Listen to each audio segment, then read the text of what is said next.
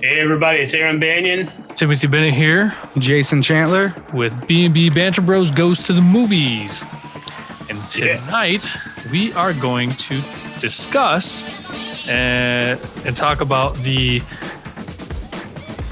Mortal Kombat film. 2021 Yeah. Mortal Kombat. I never thought we would get another one.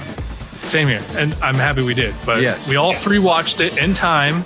It's fresh in Yes. our memories. Yep. So, I watched it last night. Aaron watched it last night. Yep. Jason watched it yesterday morning.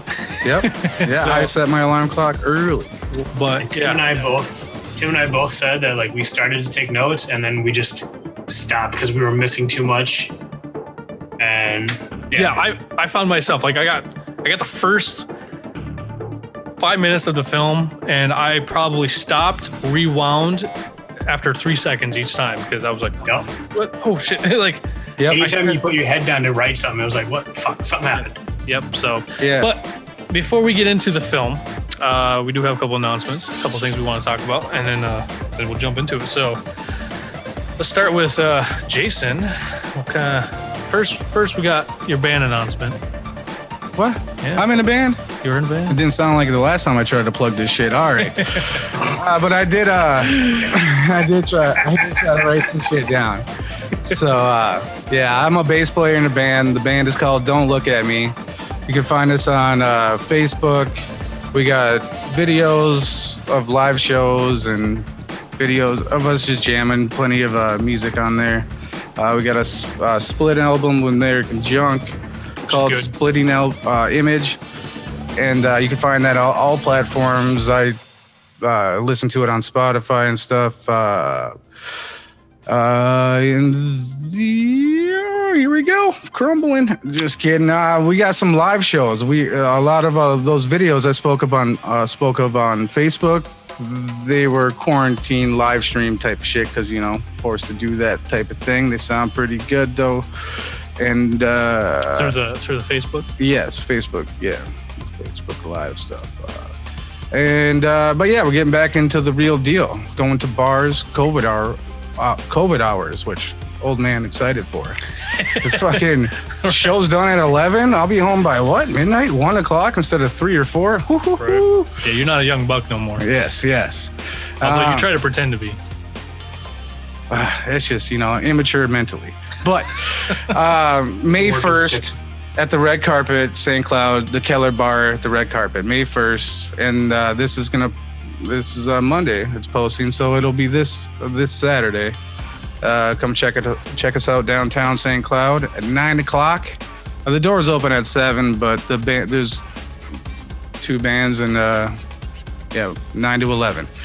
And then we have physical copies we just received of that Splitting Image album. So we'll have CDs, physical copies and stuff for $8. And No, Jason, can you purchase those on your website too? thank you, Tim. We can you can purchase a lot of stuff from Concrete Head Entertainment. That's the record label my band is under, and it's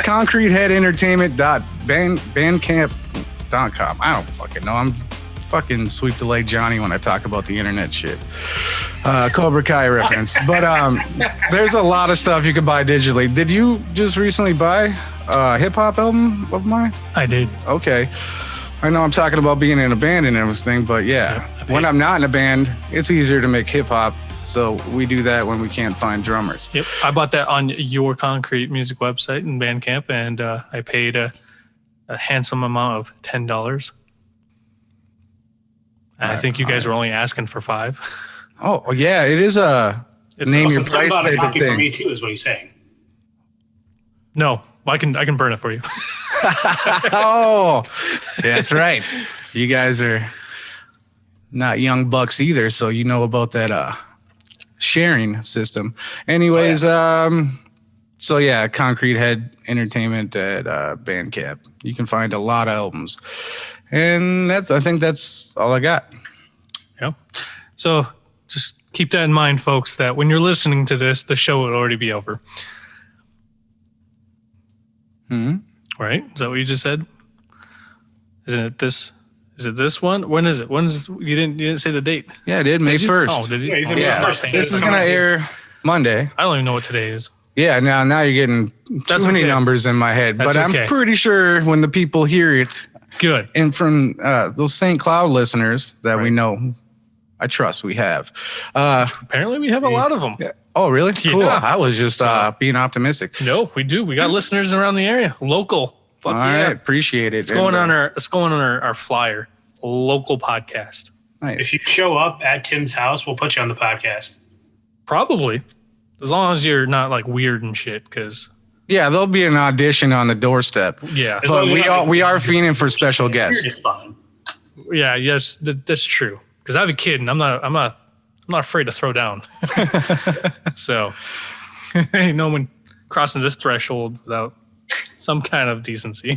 But yes, it'll be this Saturday after you hear this podcast airs. Cool. Drops. Well, as Jason pointed out to me earlier today, we actually have some fan interaction Yeah.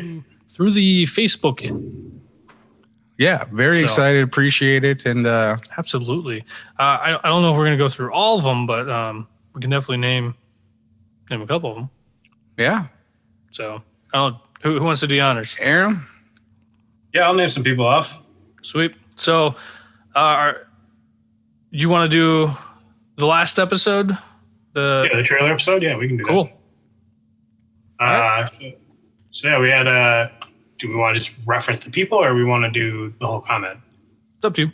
Yeah, This is our first time. Yeah, this is our first time. I mean, I'm in no rush. So fuck. So whatever you think is best, you talk best.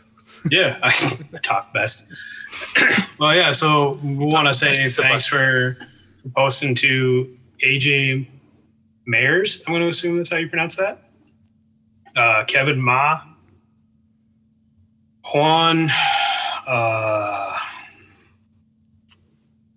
Gano? I almost said guano, but that's probably not it. I'm sorry.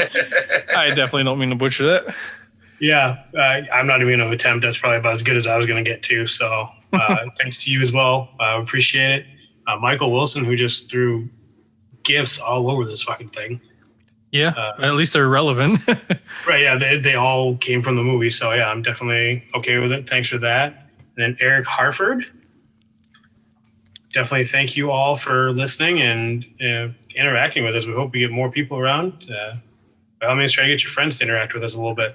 Oh yeah, and obviously the more that we get people commenting and things like that, the more that we'll be better at responding back to. This was kind of like a sudden shock to go, oh, what? We have people commenting? And I was like, oh shit, I might want to get on that. So Right. yeah. I mean, we'll get better at it. We promise. So And like you guys have said before, and we've said, if they have any ideas or topics or people they would like to hear us discuss, doesn't matter what By all topic. means, tell us we suck and then tell us how to fix it. I mean, if that's what you got to say. Like, we want everybody and anybody to come and talk to us. Yeah. hell yeah.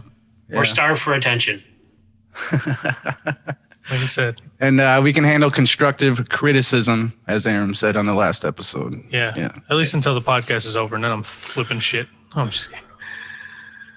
That'll be a YouTube. YouTube. Making money, then we can start writing people off. Hell There's yeah. 10. Shut up. All right. Yeah, should we get into the movie, boys? Do it to it. Let's get into the movie. Mortal Kombat. I wish we could have gotten like the original music from the movie, like the original movie. I actually looked for that. There was a small. Oh, yeah. I couldn't pay for that. I thought you were actually Just talking fits me about the a little movie itself. That No. soundtrack's a little like weak. for the podcast. Yeah. No, for the pod. By the way, that music in the end, it was a remake. Is the 2021 remake. So they basically dubstepped it. I thought. No, there was only It was a little weak. I agree with you. It was just a little Yeah, weak, there but it was- wasn't bad. which It's just I deem fine because Yeah. it seemed like a prequel or build up. Hopefully we get to more movies, and I think we can get to that later. But towards the end, there was like a little like they started doing the fucking Mortal Kombat like dun, dun, dun, dun, Yep. you know, and then it kind of like faded out. It gave you like 4 bars of a riff, and I was like, ooh, there it is. You basically had to wait until the credits before you actually got the music. Yeah, and it was just the way they had it in the movie was almost like atmospheric. Yeah. And like you really had to listen to be like, wait, I know that song. Yeah. That's what I did. I was like, wait a minute. And like I stopped for a minute and like I leaned at the TV. Mm-hmm. I physically leaned at it. It was like, wait a minute. Do I hear something? Do I hear it? And he had to be like, and then Yep. he had to listen over that noise. All the creaks and groans of his body. Hey, not hating. I make the same noise. Yeah, he's definitely no contortionist, so. He's short, stocky. A lot of grunts and groans when I get up off the couch. Oh yeah. Not limber. You're like those one insurance commercials. Like just because you can buy a house Rick. doesn't make you your dad. And Right. yeah. Doesn't make you a Mortal Kombat fucking Combatant. Combatant. Thank you. Contestant. contestant. Champion. Nice. Chosen one. Side note, since you brought up that commercial, I saw a new one where like he's giving a seminar. Yep. He's like, you're in a restaurant. The waitress doesn't need to know your name. Yep. You You got up early. Nobody cares. Yep. Oh yeah. So, all right. So, first of all, gentlemen, right off the bat, talking about the Mortal Kombat 2021 film. Did you like it? Let's start with Jason. As a fan growing up playing the video games a lot, especially in the arcade days, Mortal Kombat 3 and Rock City Pizza, and putting my quarter up, you know, fucking my turn next because I put my quarter up type of those days. Oh man, I miss those days. Those days were simple. Yeah, and then People didn't rob you as much back then too. They were just like, here's a quarter. Mm-hmm. That's me. Yeah, And it was respect. That marked yes. So as a fan, loved it. Gave me everything I needed for the fan service and nostalgia, all that shit. As a guy that likes writing and storytelling and shit, you know, I could nitpick here and there, but overall, I liked it. Okay, so 1 out of 5 stars. What's Jason's review? Fucking now we're reviewing stuff. All right. That's basically what we're doing. We're talking about it. Yeah, but we never put numbers on things before. I'm gonna say 3. Like on a Jason radar, you know, on a Jason review, your personal preference, give it a 3. Yeah, I mean, is it 3.5 available? Yeah. Okay, I'm gonna go. I mean, it's 1 out of 5 3.5 stars. I think it's a typical review stars from any critic and all that stuff. So just, you know, what is your personal feel? So all right. 3.5. All right, Aram, how did you like it? How did you feel about the movie? Oh, I loved it. Like it hit all the right notes for me. Like had all the, like Jason said, all the fan service stuff, the nostalgia that they threw in there was all there, and I was in for it. And just like Jason, I had a few like spots where I couldn't nitpick because of being a movie guy, but for it being a Mortal Kombat movie, I was up for it. I'd give it a solid 4. Oh, okay, yeah. right on. So we got a 3.5. We got a 4. I mean, it's not bad. It's not bad. So Tim, I loved it, but yet I'm almost bridging the gap between that. I'm like that 0.5 right there, because I basically agree with what you're saying, and I'm also agreeing with you. Like both of you, the nostalgic feel, it hit everything I wanted to see. The fatalities and all that stuff, the violence, the graphics, everything to me was on point.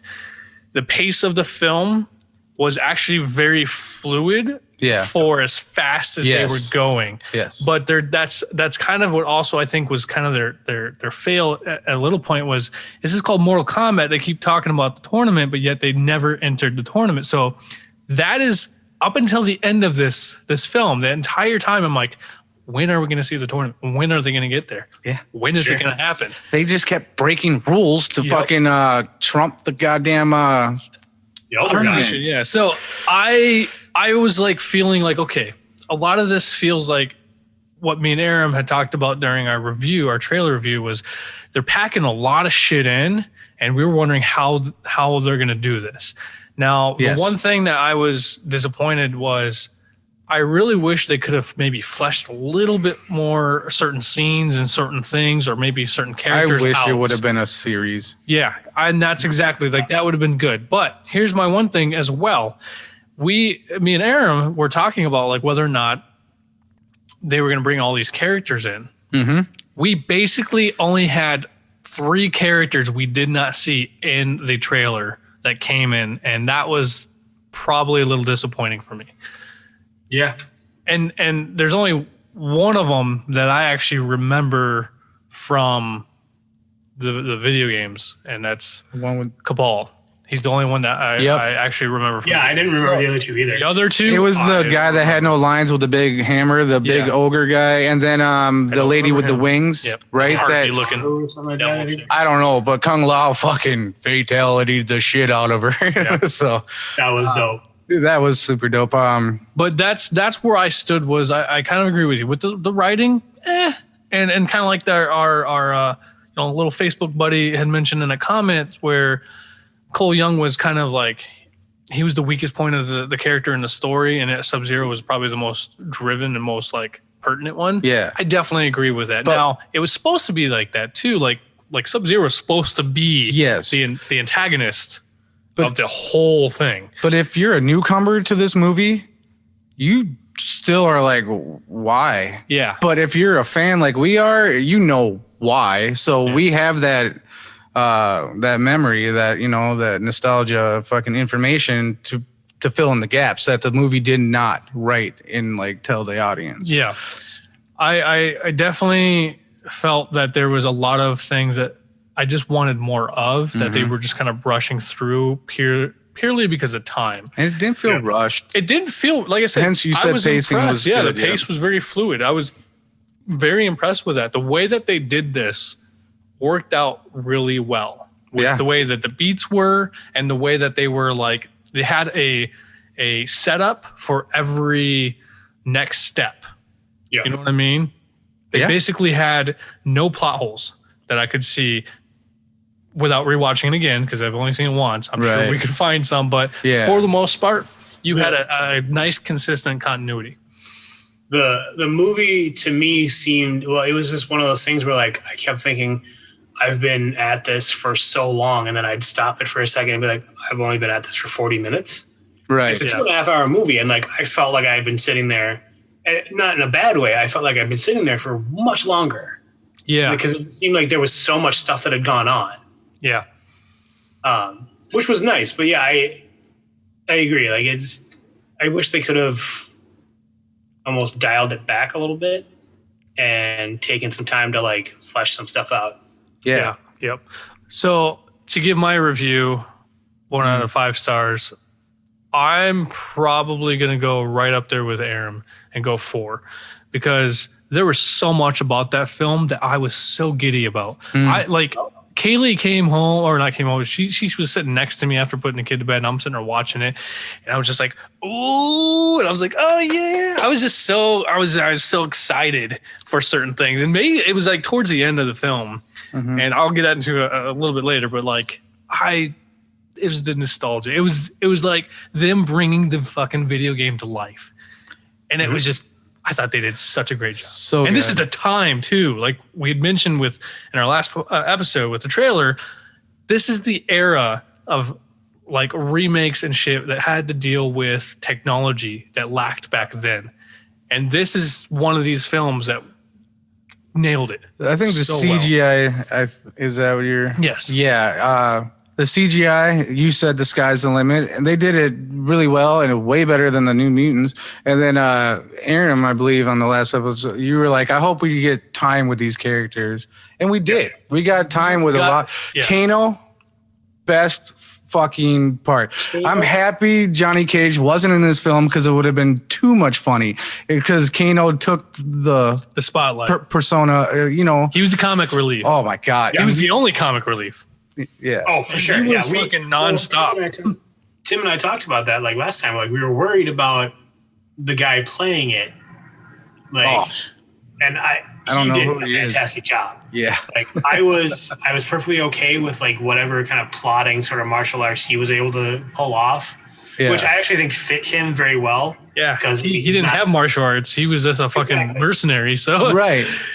He could fight. He could handle his own in like a brawl or some shit. But and like the scene with Kung Lao trying to train him, or Liu Kang, sorry, wrong guy, that keeps tripping him. And that's the only move you got.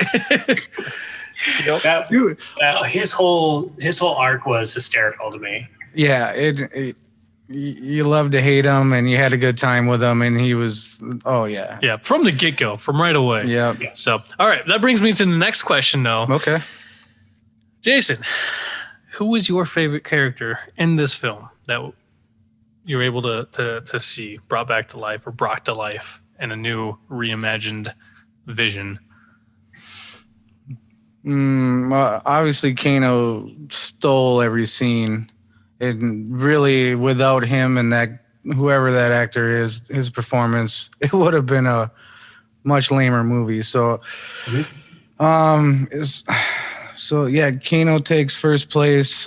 Sonya ended up really, really liking at the end after her whole arc, because she's just like a super fan and doesn't have the mark, but really has all the information. She has all the components. Yeah, and the will and whatever. And like when she kills, spoiler alert, when she kills Kano, and then when she gets the tattoo or the mark, she was relieved. Her sigh of relief was so like.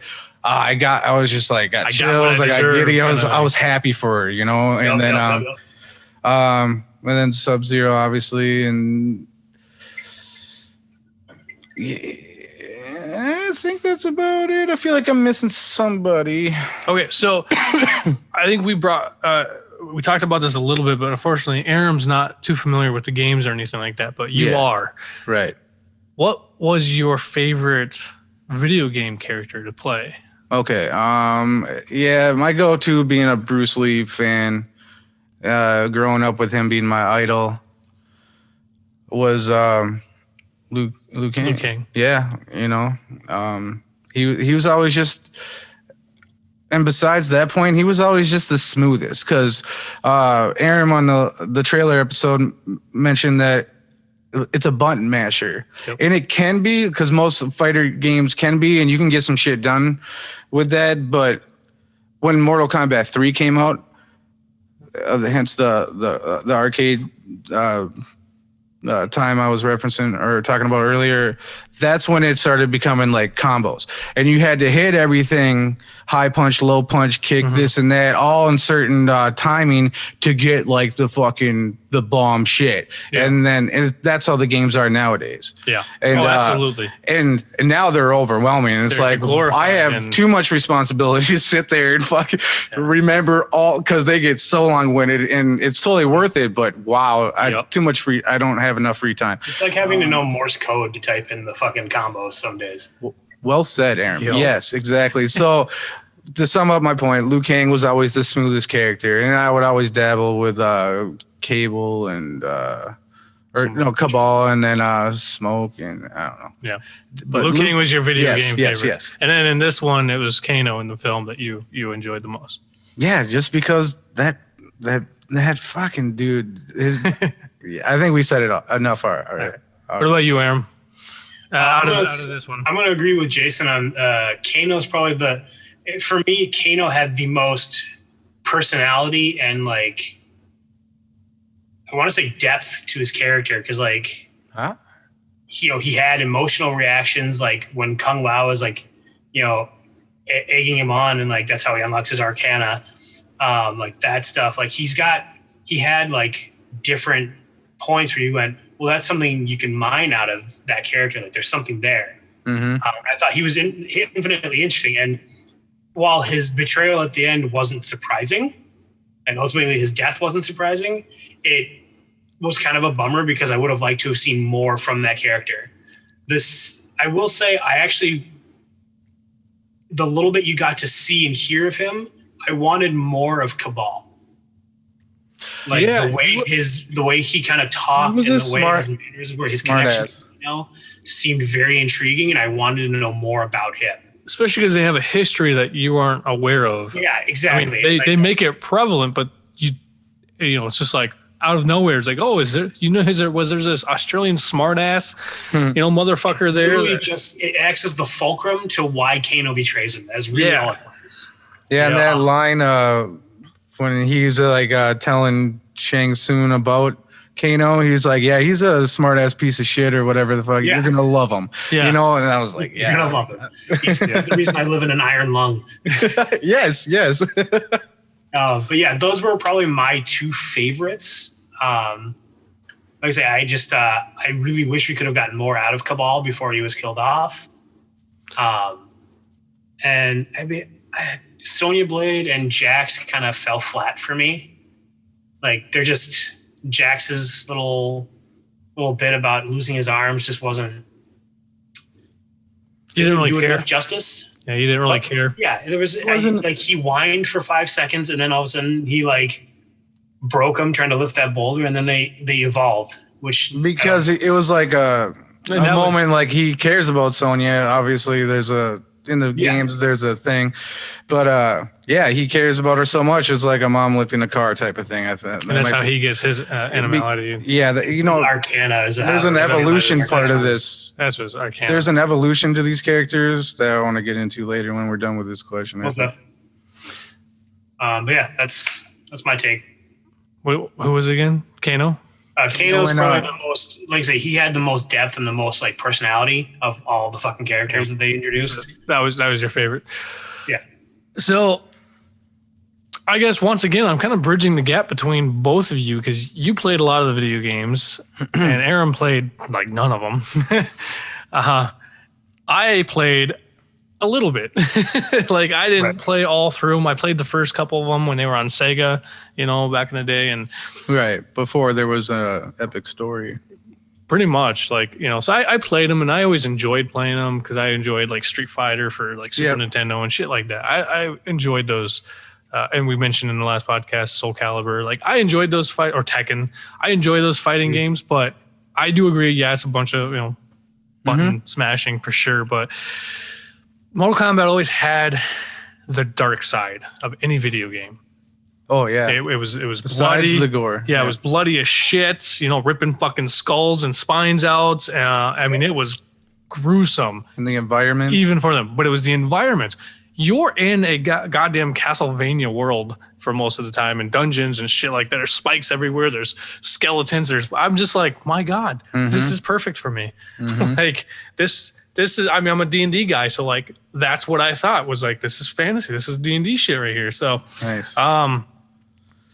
But I would say that my favorite character in the film is really tough. I thoroughly enjoyed seeing Sub-Zero in this film. I just loved because he was in it for almost more than anybody else other than Cole. And I really, really liked seeing his abilities being brought to life. We saw all of his moves. All of them. And I got so fucking giddy about it too. It's giving me chills just thinking. Yeah. Every fucking move that we saw, especially when he was in the cage in the last fight scene and he does the mimic of himself. I just lost my shit at that moment. Oh, that last fight scene he did it. He did it. Good, but yeah. My girlfriend seriously was like, "What is going on over there?" And I'm like, "You won't understand." It's this isn't your world. But I just got super excited every time he came into the picture because they showed all his abilities. They showed who he was. Even from the get-go. Right away, you saw who he was. Yep. So I would have to say Sub-Zero is probably my favorite character brought into the screen. I will say, though, that the most disappointing one that I really wanted to see and I was so upset about. I literally was very disappointed with was Goro. I wanted to see more of that motherfucker, and they just basically killed him off. They just threw him away. Yeah, by the Green Horde, the rookie. And right. I'm like, no, so no, this guy that can't fucking win fights in this underground, whatever, his backstory. He's just, they're all underdogs really, but he's like the newest and most underdog. And then all of a sudden he's going to take on Goro, the fucking most devastating character in Mortal Kombat. He's a prince, the mini boss of Mortal Kombat. Did you say mini boss? Yeah, he's the mini boss. Yes, I completely agree. And it wasn't hard for him to fucking that's an nitpick of mine. mine. That was probably the one upsetting thing that I was really upset about through this entire film. But Goro looked really good. He did. Really, that's really why good. I wanted more. What? I really wanted more. It must have been a budget thing. What were you saying, Aaron? I was agreeing that Goro looked amazing. Like the rendering of him was dope. Mm-hmm. I think disappointing wise, I was just gonna say, I think I was disappointed that Kung Lao wasn't. He's my next one. That's exactly my next one. Yep. Kung Lao wasn't as prevalent. Like, and he had that spark, like him and Liu Kang's kind of interactions, stuff like that, and the way he was made him somebody I wanted to see more of. Yeah. Yep. That was the other. That disappointed me too. I'm like, no. As soon as they spoiler alert, killed him off. Yeah. I was just like, why the fuck would you do that? Yep. I mean, I didn't know who he was. I played him in the video games, but I didn't know shit about him. And now that I do know more about him, I'm like, well, fuck. And they barely explained the connection. Do you want to go?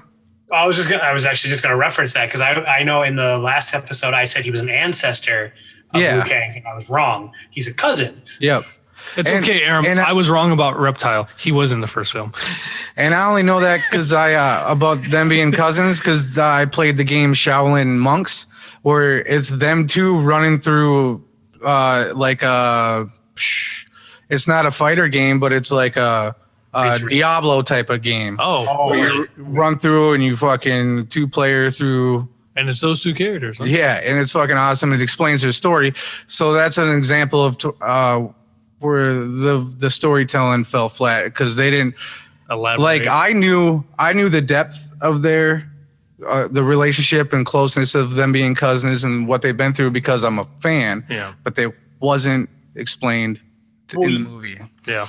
Like you give Liu Kang has that 5-sentence explanation of like his like origin essentially. Yeah, basically being an orphan and shit like that. Yeah, basically. Yeah. I mean, and right away they said, when you see Kung Lao, Liu Kang was like, "Welcome back, cousin," and that was like, okay. Yeah, but Kung Lao's arrival was fucking smooth, and he did the teleport thing that you do in the game. Phases. It just. But here's me everything I needed. You don't see that again. No, you don't. Nope. That's the sad. You saw his saw blade thing, which was fucking badass. His fatality was dope. His arrival was great, and then they used his death to elevate Liu Kang. Liu Kang, yep. So I get it. I definitely get it. Yeah, but that's just a gripe. It was just It's just I was just like I wanted a little bit more of him. Really wish it was a fucking series. I would have 8-episode series. I would have rather have seen Liu Kang die than Kung Lao. I was not a fan of whoever played this guy, like especially comparing to he did not Robin Lau or Robin Shao. You guys talked about him in the trailer episode, but the original, like they had such shoes to fill, and it's like they didn't even think about it. The way this guy was too timid. Yes, but I will say he did fit the Bruce Lee body style. Yeah. He was skinny and ripped and toned. He looked like but when he small version of Bruce Lee to a point. When he delivered his lines, he was timid. Yeah, I agree with that. Yeah. I'm not saying he was justifying the character. I'm just saying he at least fit that Bruce Lee style because that's what he was based off. It was Bruce Lee. Same with the So for me, the live action was Sub-Zero for the character I want to saw. I will say though, in a video game, I'm a huge Scorpion fan. I've always been a huge Scorpion fan, even in the games. I've always played him. I don't know why. I have no justifying reason to why other than I just thought he was badass. And so I don't know. I think it's kind of funny that I picked the opposing side in the film, but in the video games, it's always been Scorpion. Right. He's always been my favorite. And yeah, it's Sub-Zero. The only reason he didn't make the favorite list to me because he had no lines really. He said I'm fine. A few words. Yeah. I mean, in the first one, he doesn't say anything. So true. Yeah, he's not a big talker. Yep, Scorpion's the only one that says anything, and he does his tagline. Is like, get over here. Yeah, they do all the catchphrases that I needed to hear in this film. By the way, I will say. Yes, they did, and I was happy. I was so giddy every time. I'm like, oh, there it is, there it is. That was good timing for that one. Nice. I did. Even when they did the fatality things or whatever. You know what I mean? Like, I don't remember who said it first, but it wasn't Kung Lao who said it first. Or somebody else that said their fatality slogan or whatever. But then Kung Lao said perfect fatality or whatever. Oh, flawless victory. Flawless victory. I'm like. And he did his whole fucking... And especially after that execution. Yep.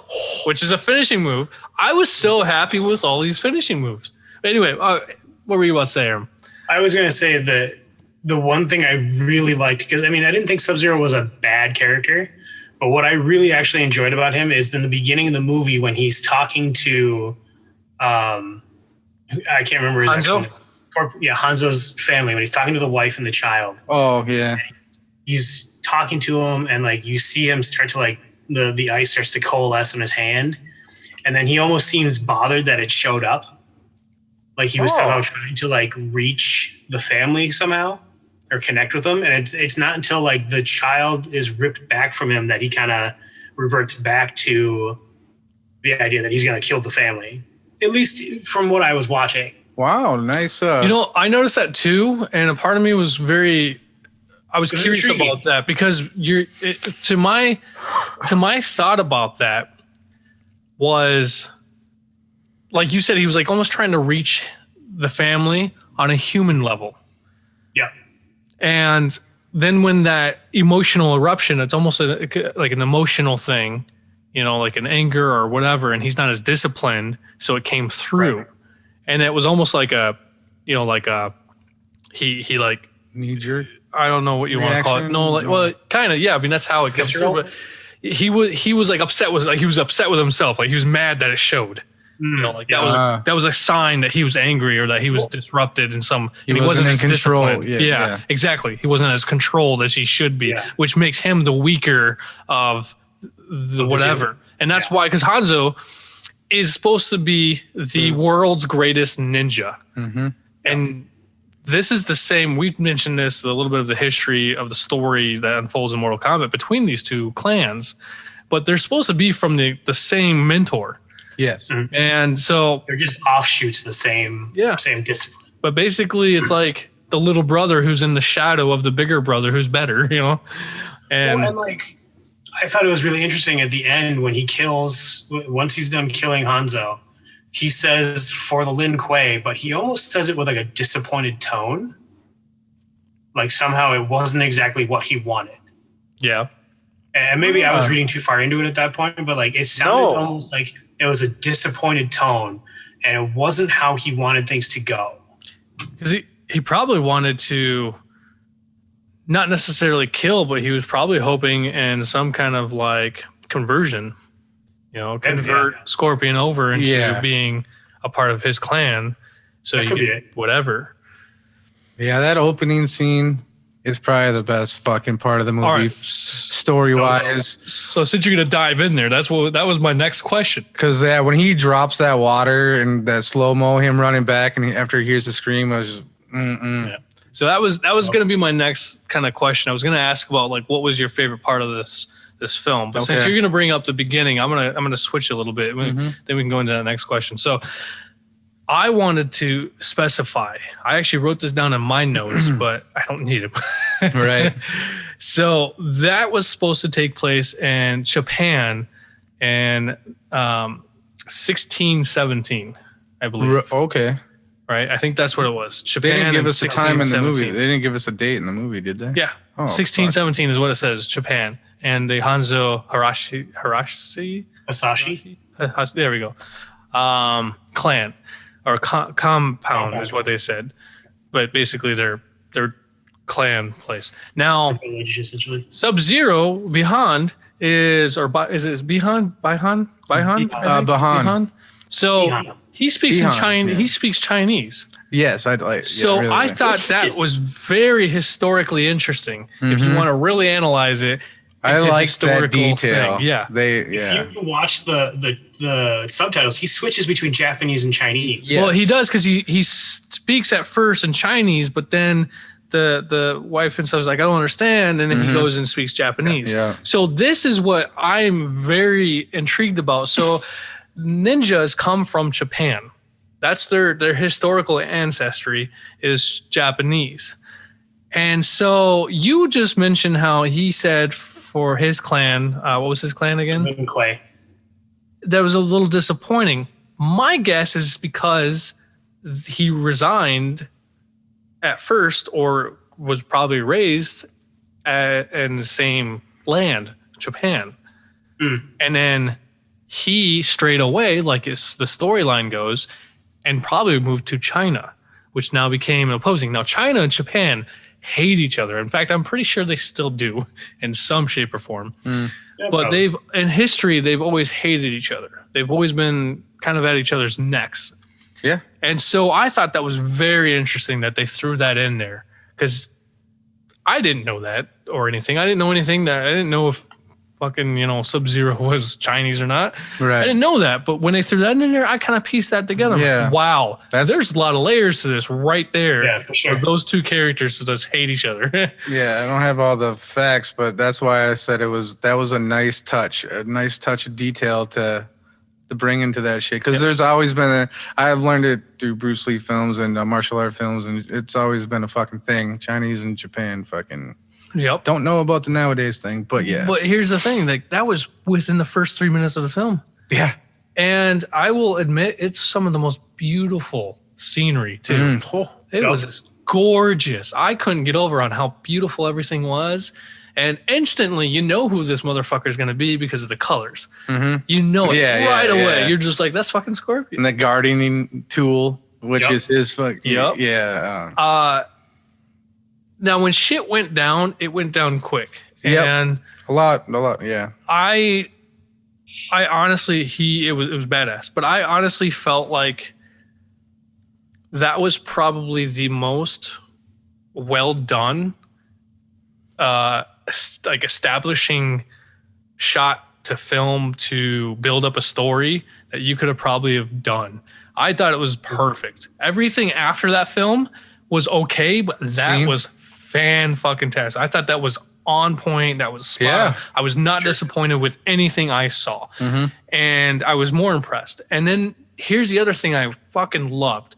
The poetry behind the beginning of that film. So Hanzo gets defeated by Han. And he's like, remember this face, right? So, or never forget this face. Yeah. And that comes back to bite him in the ass later, which Yep. is great. Full circle. But yeah, the whole full circle. But when he goes after his daughter that's been hidden away and he doesn't make it and he dies and he burns up, instantly you know he's going to the netherworld. Yep. And that is where Scorpion is birthed. Yes. That is where he's born. You don't see any of that. And I was so hoping that you were going to see something. And you only get little flashes, just little specks. Yeah, the little Just fucking little specks. And I wanted to see him fight his fucking way out of hell like he's supposed to find that vengeance. That's another movie they can add into this universe. This movie's great because it's set up for sequels, Yes. something like that. Offshoots They've and shit. opened the door. Yes. So many. Just like in the Zack Snyder's Yes.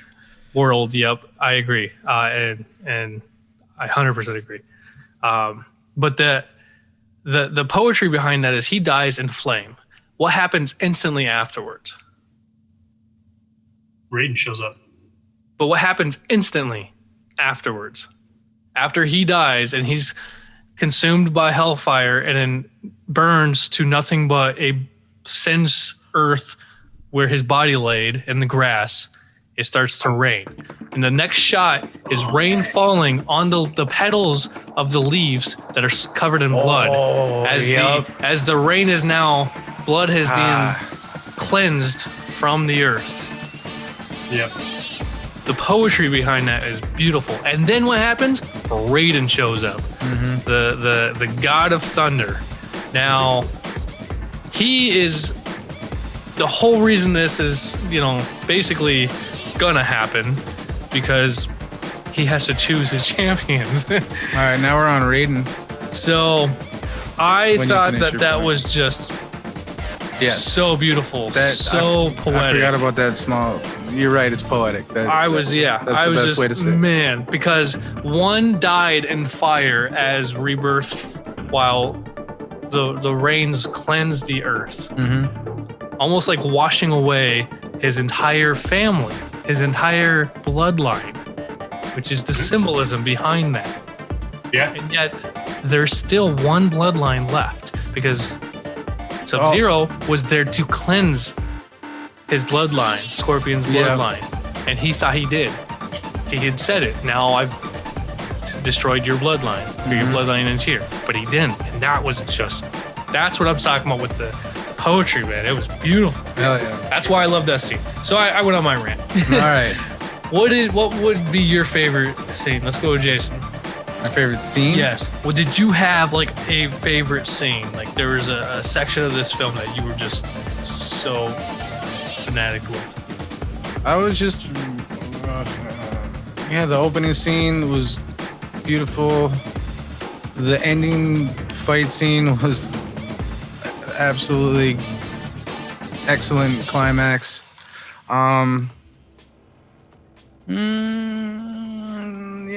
I got nothing. I'm really obsessed with that beginning scene. I really can't. There's nothing that really tops it. Agreed. But then there's like scenes like Kano, like, am I gonna get superpowers? And that ties into Aram's like emotional part of his character. Like, I don't know. Yeah, I mean, definitely Kano was the comic relief of the whole movie, and like we said. Most of his scenes I enjoyed. But yeah, I mean, if you're gonna go with just like straight up well done scenes, I think that opening scene is probably the best part. Yeah. Not that the other scenes weren't well done, but excellent. That one was just superb. It just set a stage that was beyond.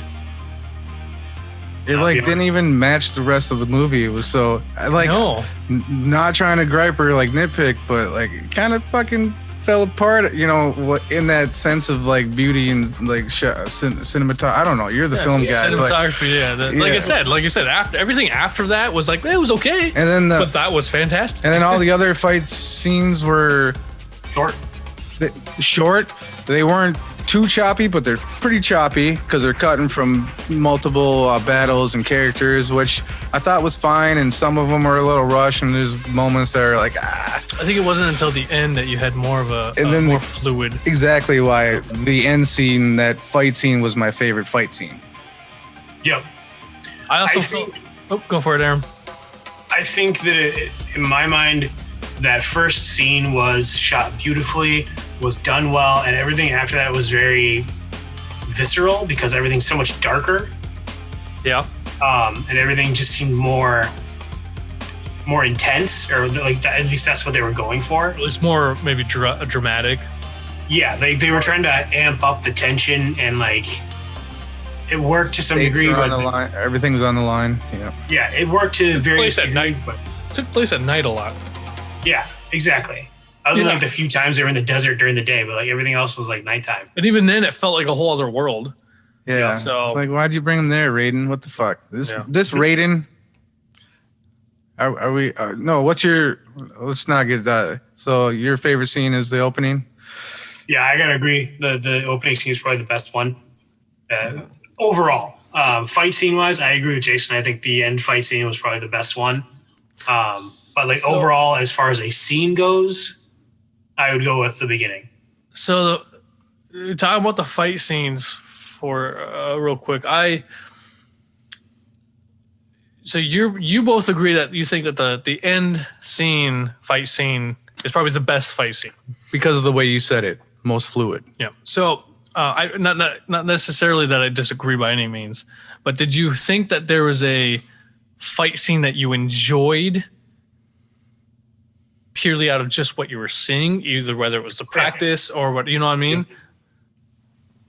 Because you got like the abilities or you got to see something or whatever it was, but did you see was there a fight scene that you maybe enjoyed? Aram, you got your bicycle kick scene. Yeah, you did. You did get your bicycle. But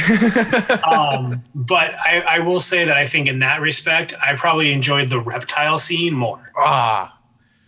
Especially the end scene with Kano. It involved Kano wins. Fucking beauty. Well, not even that. I thought it was hilarious when Sonya throws the knife in his leg. Yep. Like, what the fuck was that? Yeah.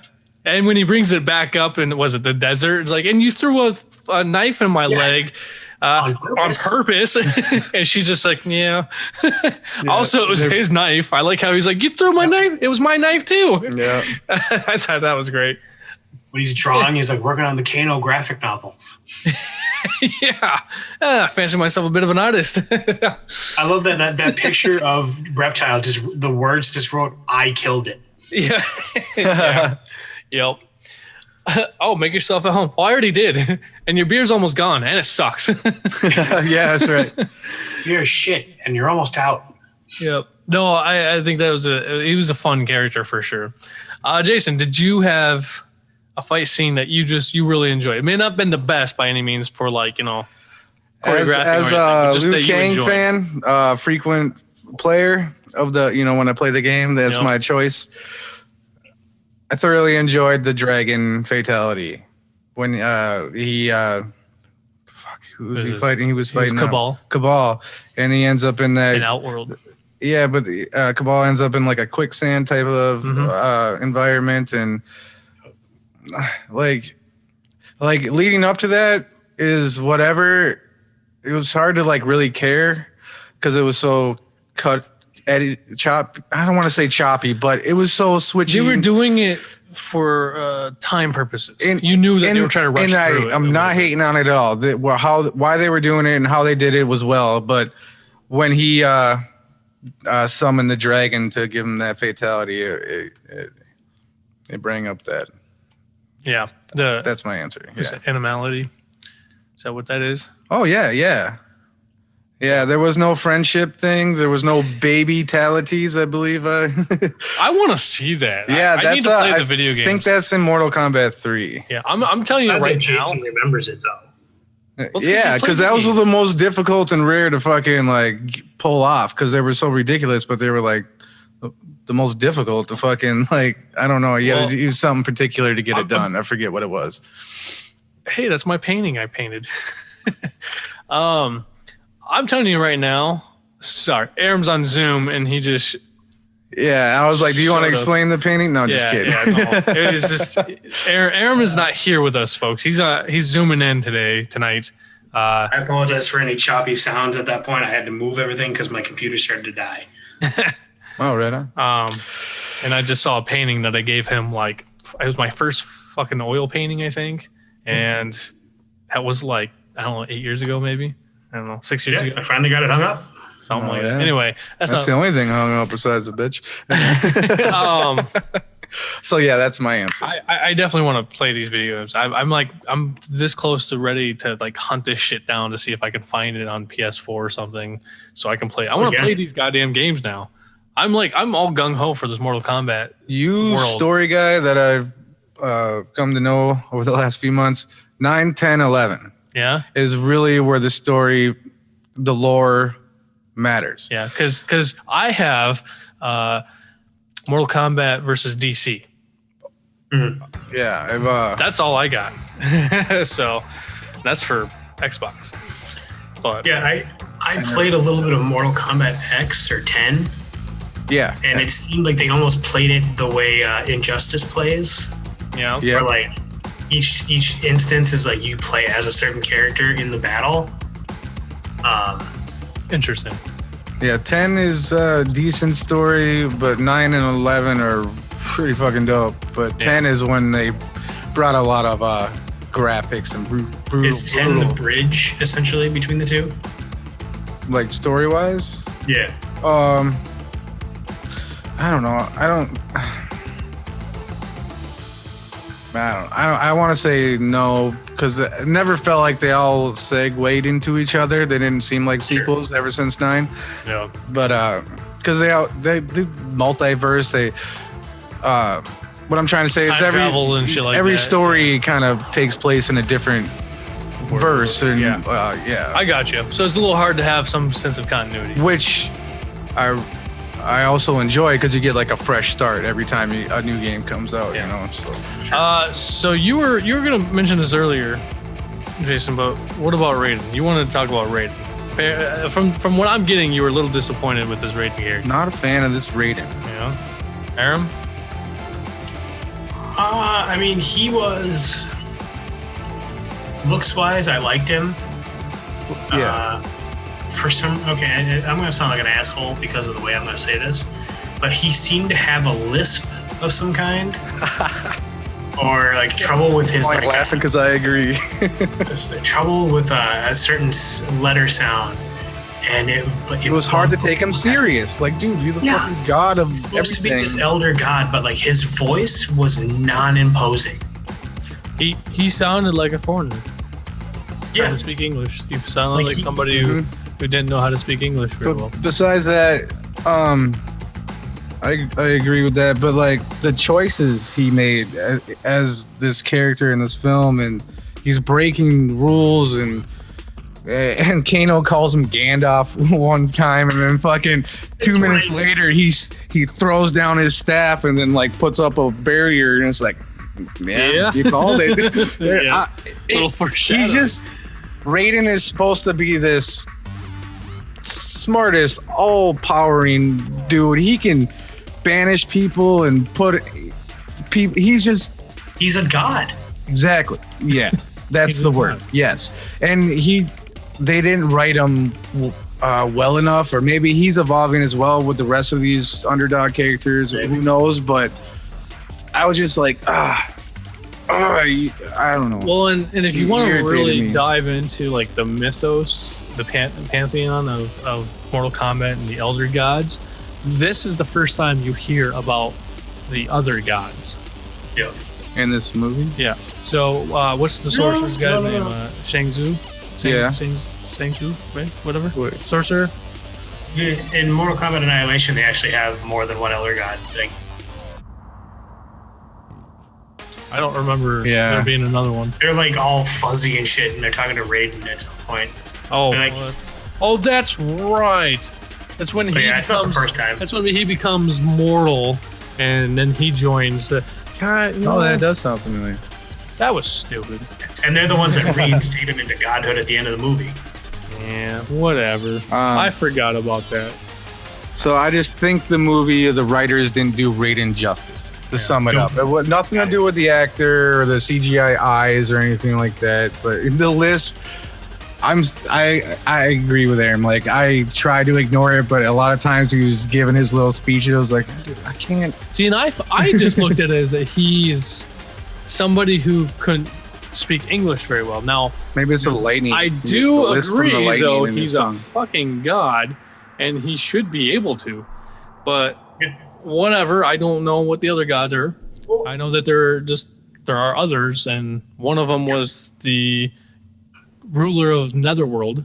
So yeah, my take on Raiden was like, at least I feel like the actor's English wasn't bad, but like his voice in and of itself and the speech impediment just combined to make him a little hard to understand. Yeah, he did have a resonating reverb to his voice to make him sound more ethereal, and I kind of did like that touch a little bit. That voice modifier that they put on him was necessary. I also swear to God that To Raiden? there's a point where he laughs and it sounds just like Christopher Lambert's laugh in the first movie. I swear to God that there's a point where Raiden laughs and it sounds just like the laugh. I think you love Christopher Lambert so much that when he laughed, you heard what you wanted to hear. Because I'm not with you on that, but once again, I've only seen it once, and I'm kind of glad we haven't watched it too much to nitpick. Too much, yeah. You know. Yeah, my bigger issue is that I'm gonna watch it again. Sorry, what's that, Aaron? I know in all the movies. I mean, they did it in Annihilation, which whatever, but Raiden was a combatant in the original one. Yeah. Like he was a contestant. Oh yeah. And I don't like the way they've been like painting him into this weird corner where he can't interact. Yeah, that's just the rules of the Mortal Kombat, though. Lore, that's the elder gods can't get themselves involved because they're the ones who set and created this, because they're not supposed to pick a side. They're basically not supposed to pick a world and favor it. And the fact that Lord Raiden has is why he has to go and choose his champions, because he loves Earth so much. And therefore, all the other gods, they don't really care. It doesn't affect them much. They're still gods. They still live in their, heaven and whatever. Another thing, because you're a fan, the movie did not explain that at all. They didn't. Aaron, what were you? My argument still remains that in the first couple, Raiden was a playable character. He was a contestant. And I don't know if it's just like, if he still is in the later games. No. I haven't played them. But like, I hated it in the first one. I didn't like it in this one. The fact that he is sort of relegated to this odd, important side character as opposed to being a main character of the story. Yeah, that's my complaint, and that might just be a little nitpicky on my part. I think I kind of understand. You want to see him fight? Yeah, I want to see him fight. That's exactly. I agree with you. I want to see some action from him. Because he's technically the main character, but he's not a contestant. Yeah. Yep. Yeah, I agree. I would love to see him fight. You don't see him fight in any of the movies other than Annihilation. I'm just going to kind of forget about that one. Everyone wants to forget Annihilation. Yeah. Yeah. So. All right. You're looking at me like I had something to say. Whew. It's because you just did. I know. I fucked up because I got nothing. I had my rating thing, and I think we've established that. What? I was one of the few things I picked out about the movie, like little minute details. Did anyone else notice that when Cole's daughter makes the bracelets for him and her, that the colors of the bracelet are black and yellow? Yep. Like Scorpion. Mm-hmm. That was a foreshadowing. I thought that was just a nice little detail. Like I don't know. I dug it. Like I saw it. I was like, oh, that's cool. The first thing I saw, the same with when he's in screen. Did you notice that the hues, his color theme was that it was yellow? I suppose I didn't notice that. So that's all artistic style. It's all implanted in there for the film fans and stuff. But it's basically just like a sense of like foreshadowing or a sense of like relativity kind of thing. It's basically them saying, hey, we're telling you what's up. Let's see if you can get it. I thought his arcana, when he finally unlocks it, was at least poetic in so much as like the thrust of the character is like a guy that just gets the shit kicked out of him all the time. And yet now he's using his body as armor. Cole? Yeah, his armor absorbs it and like actually like propulses energy out like when he strikes. I thought that was interesting. I actually didn't mind that. I really didn't. It took me a few seconds to kind of accept it. Mm-hmm. Yeah. Because at first I'm like, what the fuck is this? But then I don't know. I was like, it's not bad. I can live with it. And here's my next complaint about that. They did it for 30 seconds and then completely forgot about it. Yeah. Because then all of a sudden he had the weapons and those mattered more. Yeah. As opposed to being able to take the fucking beating and not do anything with it. Yeah, you never see the armor. Yeah, he does it for 30 seconds fighting Goro and then it's a non-starter. And then you don't... All right. Because you brought up the bracelets, I want to bring up Uppercut. Like playing those games, you're a fucking punk ass bitch. If you're just gonna sit there in the corner and uppercut motherfuckers, yeah. Or if you're gonna jump kick and do all this sweep the leg or the Kano training scene where you're just doing the same move over and over. In the beginning, his daughter's like, you should have just did the uppercut. You would have won. You know, and to me it was a call on the video game. And then not to the games. The segue into the armor transformation thing, he's taking the beating, the armor is lightening up and you thought it was going to be some like Black Panther type of suit where it like redirects into some shit, and it kind of did, but it didn't. It didn't really show. It didn't do anything. It didn't really prove if this makes sense or not. But his daughter screams uppercut, and then he fucking uppercuts go. But it did. His uppercut did glow red. Yeah. It became Iron Fist for him. And then I was gonna say. And then is that the last time you see the armor actually? Yeah, you're right. They just left that alone, didn't they? When he does it once when he fights Sub-Zero, and Sub-Zero freezes the armor.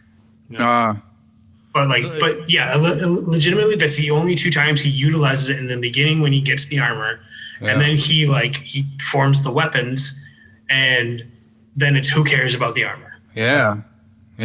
I will say that. What do you think is your most disappointing fight scene?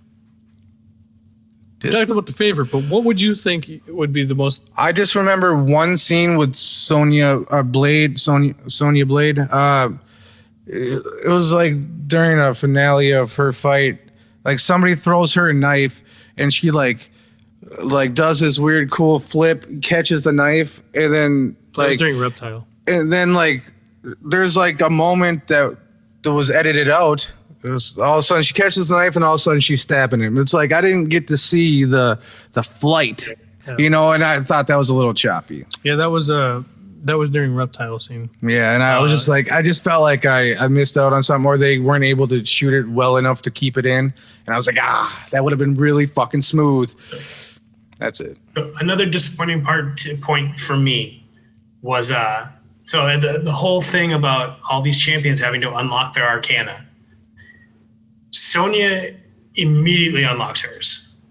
She uses it to kill Melina. Yep. And then Cole's like, cool move. And he's like, oh yeah, because I killed Kano or whatever. And I was like, parting gift. Maybe because she cared so much and she's a super fan. But once again, as fans, we have to make that up for ourselves. Yeah. So it would have been cool to be able to see it. And but it just happened and we just had to accept it. And I was upset with one shot and you just blew a hole in this person's chest. I was like, I think maybe that's a fatality, but I don't think so. I think that was her fatality, to be completely because she had to shoot things, but I did like the fact there's always been that flaw. I did like the fact that there's a hole there. You can see right through it, and there's just a spine, though. I thought that was cool.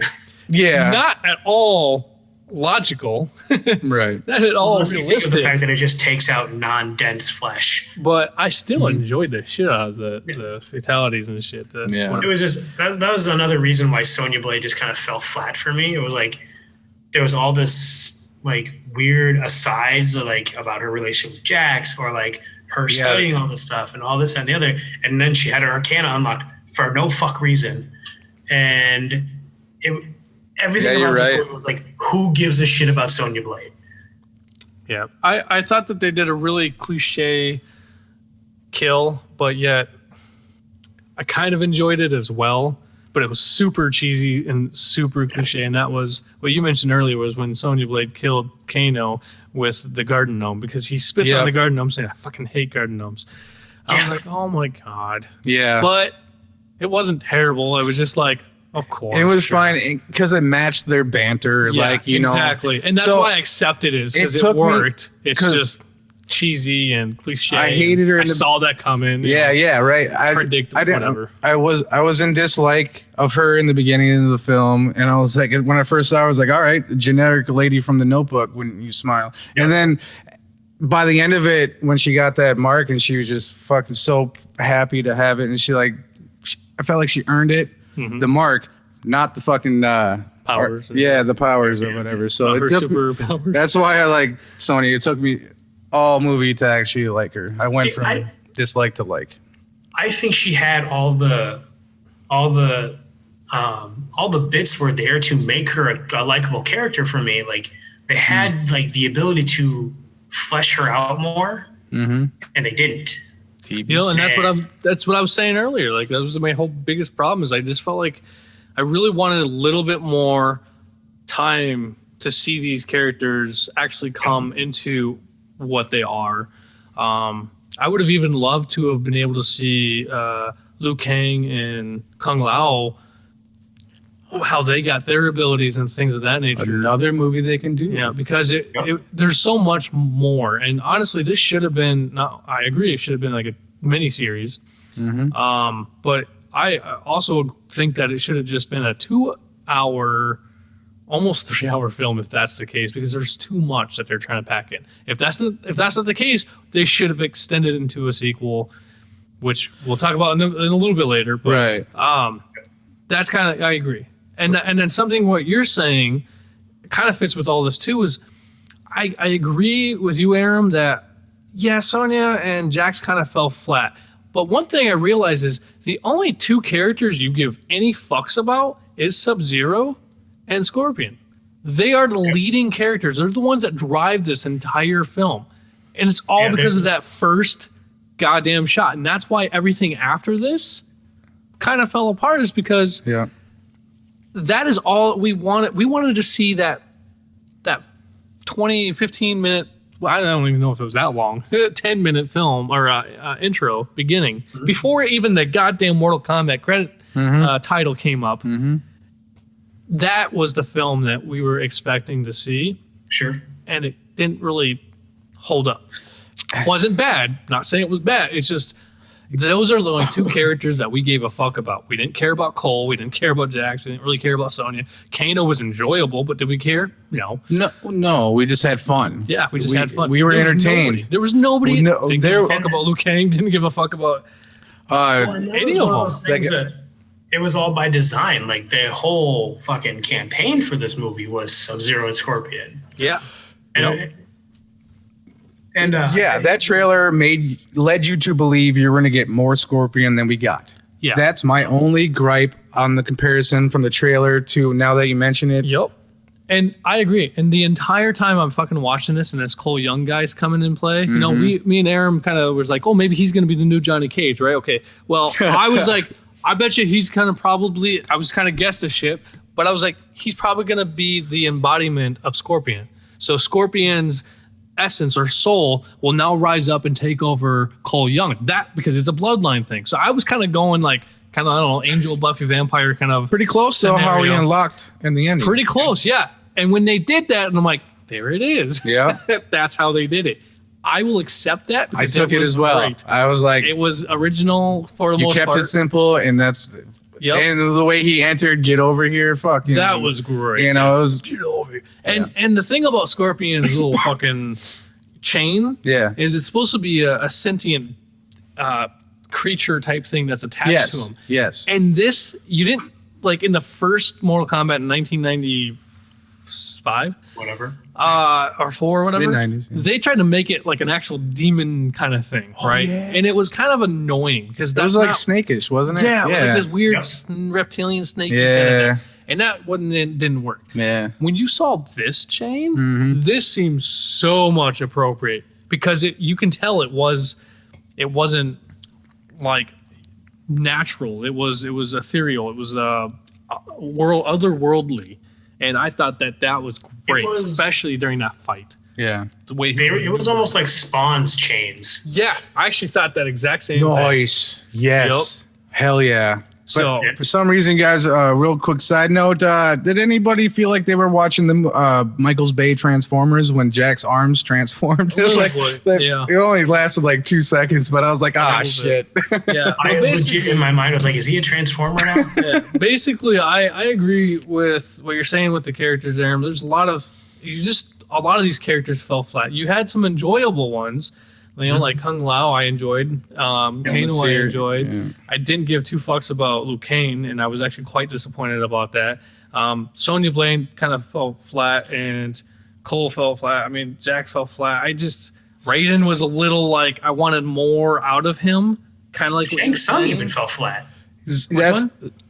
Shang Tsung even fell flat. Yeah. The Soul Sucker. Yep. He did not feel threatening at all as the main villain or the leader of the that side of those opponents. I didn't like. Cool, you want to suck souls, and then we see him do it once, and I don't know, and we didn't even get to actually watch a lot of it. We watched it, and then we didn't get to see like from start to finish kind of thing. You know what I mean? Yeah, it was interspersed with Cabal shit talking Liu Kang about it. And I was like, well, and then at the end, Raiden was like, "You talk too much. You're banished." It's like, dude, why didn't you do that right away? What the fuck did I miss to where you're able to do that now than prior? What the fuck? I don't know. That was basically him breaking the rules at that point, though. They've been breaking the rules this entire fucking movie. But the Elder God hadn't. Raiden hadn't broken anything. That's the whole thing. The other guys could only because they're not gods. They're not. Didn't Raiden break the rules by when Cole was like, "This is the game plan. I'm the new guy. I'm going to tell you who to fight and you who to fight and blah, blah, blah, blah, blah, blah. You want to fight this? No, I'm thinking you should fight this person." And then he's like, "Raiden, you can just put anybody wherever you want, right?" And when Raiden did that, isn't that breaking the rules? Yeah, but that was after that whole situation that we were talking about. This is the round. No, he sends Shang Tsung packing. Like the thing he's talking about, like the fact that he banishes Shang Tsung. This is at the end, like the last. Yeah. Yeah. He already broke the rules at that point. Yeah. I was thinking when after Kung Lao was getting soul sucked, I thought that's what you're talking about. Oh no. Because then he like took everybody and like when they go to the void. Yeah, which I thought was interesting too. I was like, are they like supposed to be in heaven? And he's like, this is a place. This is limbo. I'm like, purgatory. Yeah. I was like, that's kind of cool. That's something just random. I thought that scene was cool, but at the same time, it had that cliche, like everybody is like, getting pepped up and like game this plan. Is like the speech. Locker room. Locker room talk. Yeah. Yep. It was just super cliche, and like I was fine with it, but at the same time, I was like, man, couldn't we have done this a little bit better? But here's the question that you have to ask yourself. Did we accept it because maybe we're just old and we kind of saw it coming, or that's because it's just what we are used to seeing in the films and the stuff that we grew up watching, like the 90s and shit like that? Yeah. Or is it something that they were trying to hold a little bit to the nostalgic feel of that era? It's probably a bit of both. I think they probably were trying to do it because they knew we would accept it. Yeah, because there's a lot of it in this film. Yeah, there's a lot of that kind of stuff. Yeah, it's just kind of thrown in there, not so subtly, but it's just kind of thrown in there randomly. Right. I don't know. Like I say, I thought that little like pep speech that Cole gives like just was a little cliche for me. Yeah, I agree. I totally agree with that. I was like, who the fuck is this guy all of a sudden? Mouth. Right? Yeah. But that's why I'm asking. Like, I feel like it's like you just said it pretty well. Is they probably did it because they knew we would accept it. See, I have a question. So future movies and writers and audience and how we perceive them, is it just becoming acceptable to not explain or flesh out a story in these characters, and then to use fandom to fill in the gaps, like to depend on that with the writing? Is that similar to what I think? Is that something? Is this new, or is this? I don't know. It's definitely got to be fairly new, because that stuff hasn't been around all that long. So. Right.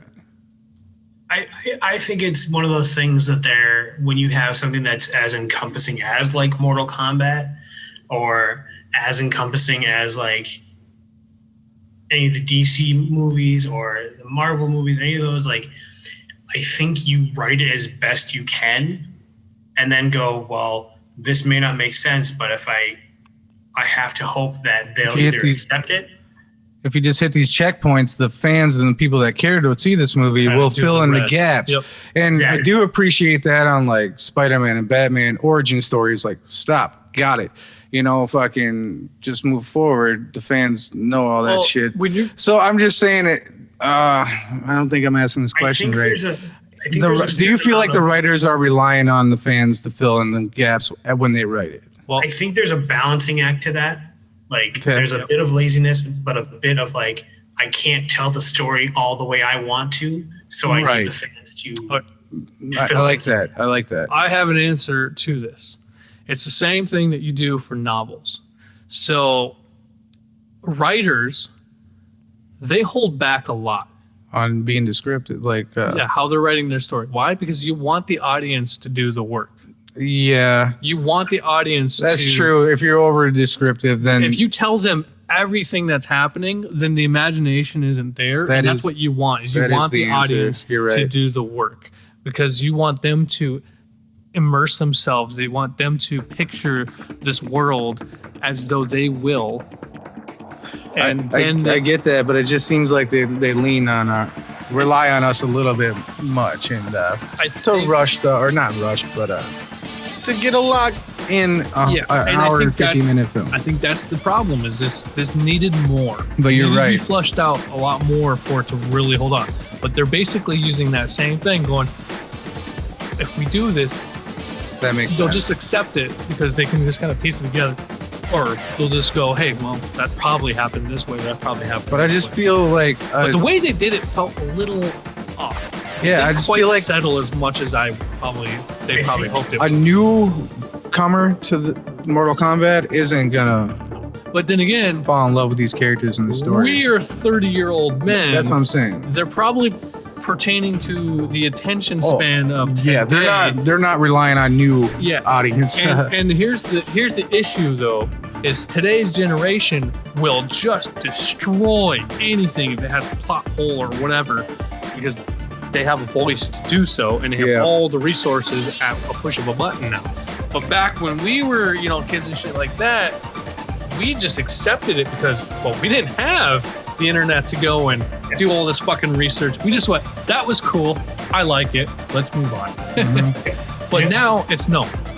I can't accept that. There's more to this. You fucked up. You need to be more sincere or do the justice of the original stuff or whatever it is. You know. That argument's endless. Yeah. I'm like, it's not even the same fucking format, man. Move on. Get over it. Accept the art as the art and just fucking move on. Like, stop fucking judging. If you think you can do better, then do better. Yeah. If you think it should be better, then do better. Then you do it. That's all I gotta say. Like, that's why I have a hard time criticizing art so much. Is I play it on the fence very well because I accept everything that I'm looking at. Now I have my likes and I have my dislikes, sure. But to be clear, I'm not trying to talk shit on the writers. I was just trying to establish, like, do you think they're leaning on that? But both your answers. I think you answered your own question. I think is they're trying to let the audience do some of the work, and I think a lot of it has to do with because they had a limited time that they could do it. So they probably had another 4 hours that they could have probably put in here, fucking material that they could only have down to 2 hours and 2.5 hours. You know what I mean? Yeah, I mean, you know what I mean? Like Zack Snyder, for example, he had 4 hours of this shit or whatever that he wanted to put out there, but the original film was already 2 hours, and I'm like, that was what we got, you know? Mm-hmm. So a lot of the time it has studio. You think of all the epics that they have, like Lord of the Rings, The Hobbit, all the Star Wars movies, you think of all the shit they must have cut out to make it a workable movie. How much material is lost, on the floor. Yeah, absolutely. I mean, that's why today we're in the age where back when Star Wars was made, you didn't have those miniseries that you could do. When Lord of the Rings came out in 2000, you still didn't have those miniseries. Like, I think that the Lord of the Rings should have been a miniseries like we're doing with the Falcon and, like Loki and, fucking WandaVision. That is the perfect thing that you could be doing right now. You're going to get that. But that's on the way. But back then, you couldn't. So if you want to do the justice, you need more time. Mm-hmm. And we didn't have that kind of time back then. And that patience, we didn't take TV seriously back then either. Like, I mean, not like, I guess actors and the business didn't take. We didn't take cinematic television series like that, because if you wanted something like that, you had to go to HBO or Cinemax or one of those movie shows. And I didn't think they had a lot of shows that were like actual films out back then. You look at like the original It. Yep. That was like made for TV. A couple episodes of a made for TV movie, essentially. Mm-hmm. Like that was, I think it was broken up in 2 or 3 parts on CBS, I think, or NBC. You know, but it one of those. Yep. Doesn't do any of it justice, like the way it should. But I guarantee that if they would have done that for this movie and just done like a limited series, yeah. Oh my God, we would care about all the characters. Yep. Erase all the gripes we just spoke of. I think they would have done exactly what we wanted. Now, Now saying that, unless you have something else you wanted to mention. No, I'm just looking over. So saying that, the way that this film ended was not at all what I expected. I will be 100% honest that I was surprised as fuck, and I was so happy about it. I've never felt so relieved in my life when watching a film, going, "Oh, thank God, there's a possibility." Yeah. So so those who don't know what I'm talking about, the film ended with a open-ended film. Like it's there's a possibility for a sequel. They set up so many sequels. Or anything.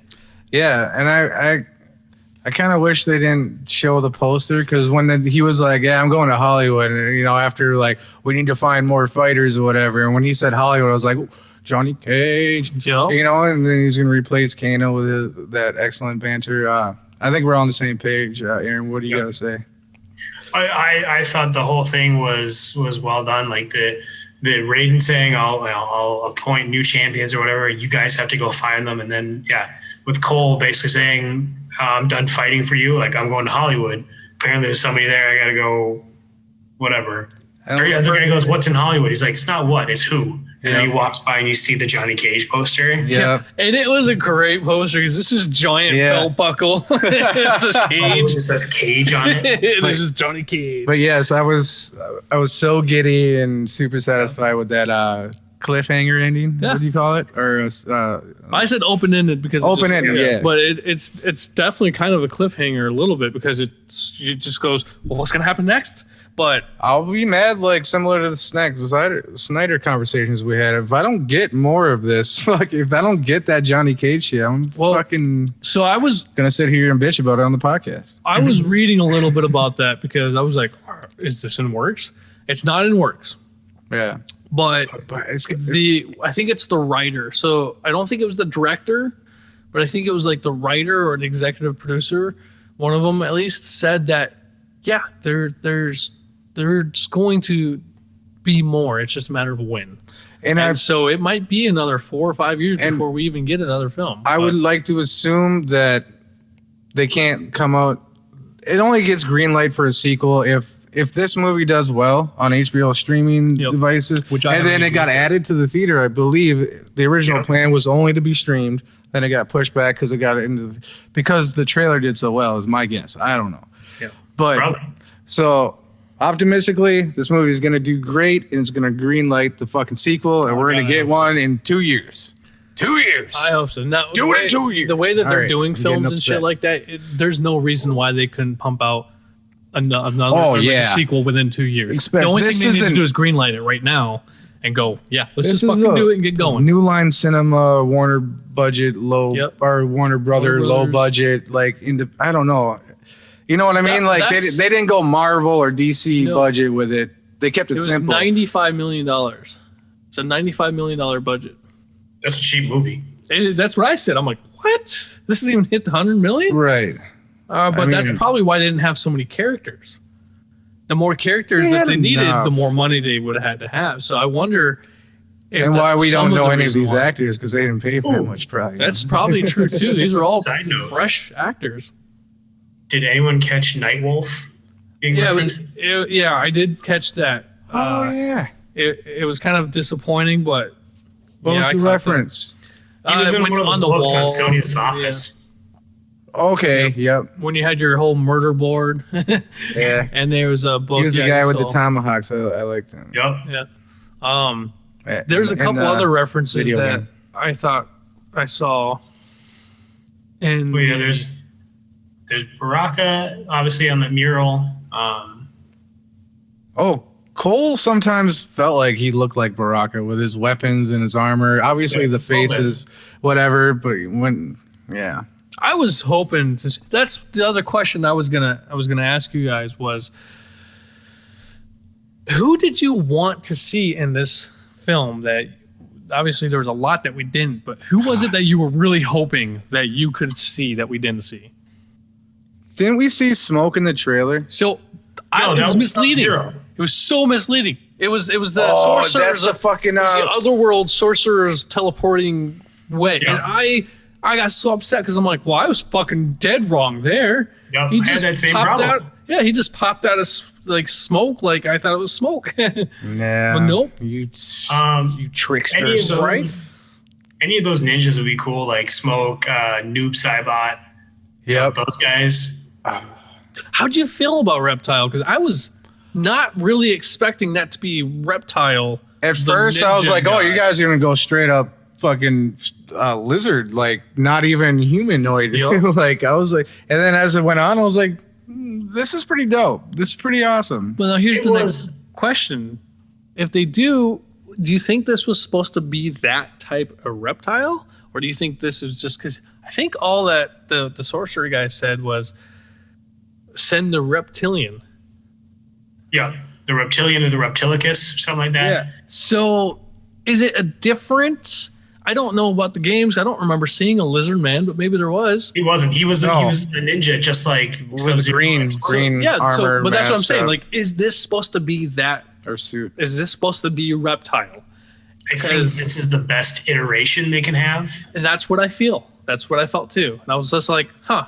But Okay. maybe they do some weird stuff like you guys are talking about in the trailer episode where maybe he died here, but then like some kind of like Some kind of sorcery. so like a reptile tail like regrows and then he's a small little reptile and then he finds a Becomes dead a body ninja. and becomes a fucking thing like in the other movie. Because that's what he does in the original movie. Is he crawls in the dead body and he turns Yeah. into. So a ninja. it could be like a segue into Yeah. that. And that's- Another character evolution that we saw a lot in this film. And honestly, I kind of hope maybe But- that's what would happen Yeah. if they do a sequel or something. Because I was a little disappointed with this. Although I enjoyed the fight scene, Yeah. I was just it wasn't what I was expecting, and I was just a little thrown off. And that's Right. probably the one thing I had a hard time accepting. Yeah. But if it wasn't for that whole fight scene itself and Kano, and I probably Yeah. would not have accepted. That in the beginning I was like disappointed and then as it went on, like Sonya, I was by the end I was satisfied. So, to conclude our episode, what did you think about the ending of Mortal Kombat? How did you feel about that open-ended ending? I want more, I better get more. Yeah. Were you satisfied? Yes. Were you happy? Super giddy. It I made me using the excited. term 'cause- giddy too. Huh? It made me excited because it, like you said, it left it open ended, which means that they can. Because we talked, there's such a wealth of characters that they can introduce. Yep. The sky's the limit for the next movie. Like there's so many different ways they can run with it that I'm excited for it. Yeah, absolutely. I want more, man. I did not expect it and I was very, very satisfied. Yep. Yeah, for sure. I definitely think that man, James Wan, I'm telling you, that's why he's been one of my favorite directors, but it's just because he's a visionary. He knows how to do some really actiony kick-ass stuff. Everything and I mean everything from Saw to even the Fast and Furious films, like, he's done it all.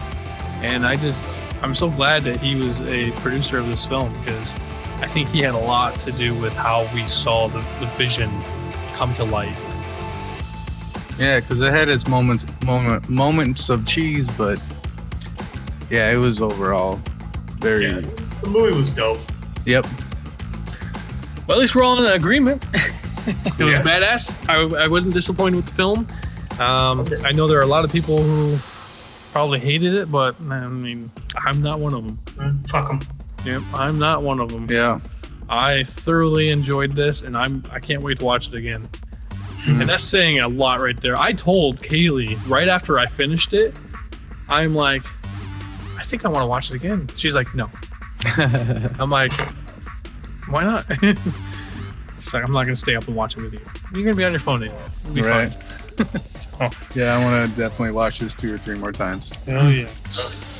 All right, well, I think that'll be our episode of Mortal Kombat, unless anybody else has anything they want to throw in about it. I think I got everything off my chest. Yeah. I guess we'll just have to wait for the sequel. Hopefully it'll come out sooner better than later, I guess. Mm-hmm. Right. So For sure.